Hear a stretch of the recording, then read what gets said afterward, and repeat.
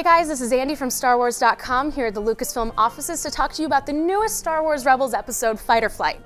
In this episode, Zeb and Ezra get sent on an impossible task and take a TIE for a joyride. This is Rebels Recon.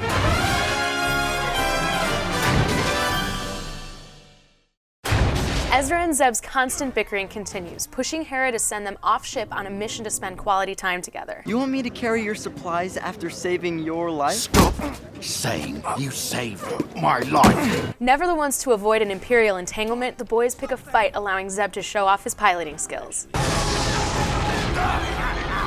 Throughout this misadventure, Ezra and Zeb learn to work together, potentially even forming a friendship. You collect these, right? I already have that one.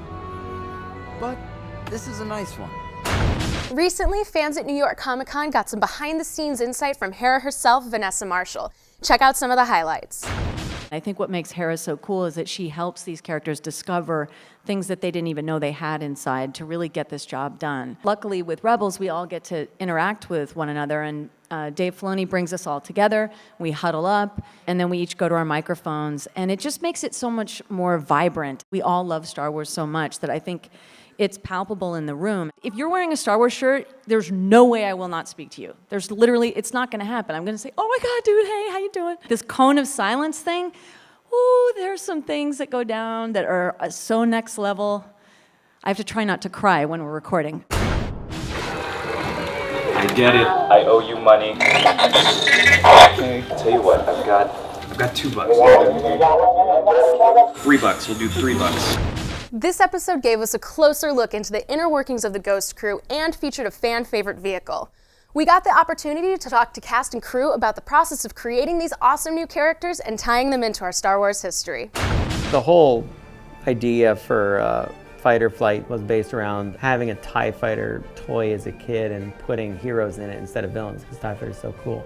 I played out that scenario 100 times as a child, so why not do it now on this TV series? Tell me a little bit about the relationship between Ezra and Zeb. It's fun. It's the whole, I think of it as like the whole big brother, little brother thing where they love each other but hate each other. I had an older brother, and they're the person that's going to kind of pick on you the most in life, but also support you the best. It's growing, and he's kind of getting used to this kid, and I think he's fascinated by Ezra. I'm already thinking of Taylor as my little brother. I love that kid. We're having such a great time in the studio. The TIE fighters, the designs influenced very heavily by Ralph McQuarrie, but were the original Kenner toys kind of a big source of inspiration as well? I mean, initially the design of the TIE fighter in Rebels mimicked exactly the movies, but Kelly and I kept looking at it, and the thing is, it's not really how Ralph McQuarrie ever drew it. And what we realized was when you look at some of the more detailed paintings Ralph did post A New Hope, we believe pretty strongly that he was actually drawing off the Hasbro model because the wing proportions match the Hasbro toy more than they match the movies. How did it feel to have your character pilot one of the galaxy's most iconic ships, the TIE fighter? To fly a TIE. Amazing, amazing. Yeah, just to get a close-up look at one of those things. They're always moving so fast, you never really have that opportunity to examine what one of those looks like close up. And we get to do that in Rebels, and I get to fly one. Last week we asked you to send us your questions about droids in distress, and we went to the experts to get answers. In Droids in Distress, we noticed that C-3PO has mismatched legs. He's got one really silver leg. What happened to him?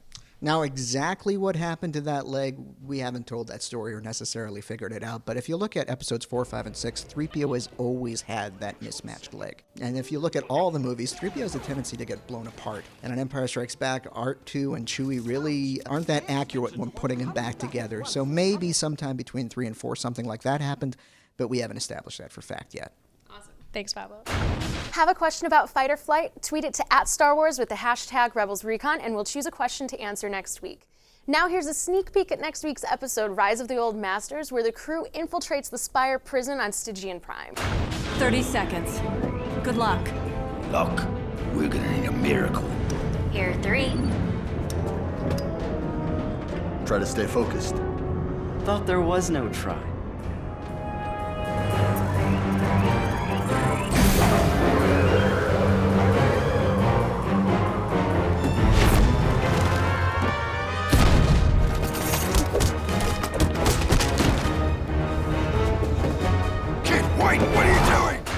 Thanks for watching Rebels Recon. You can catch Rise of the Old Masters at its regular time next Monday on Disney XD, but it's available right now on WatchDisneyXD.com and the Watch Disney XD app. Until next week, check out episode guides, clips, news, and more only on StarWars.com.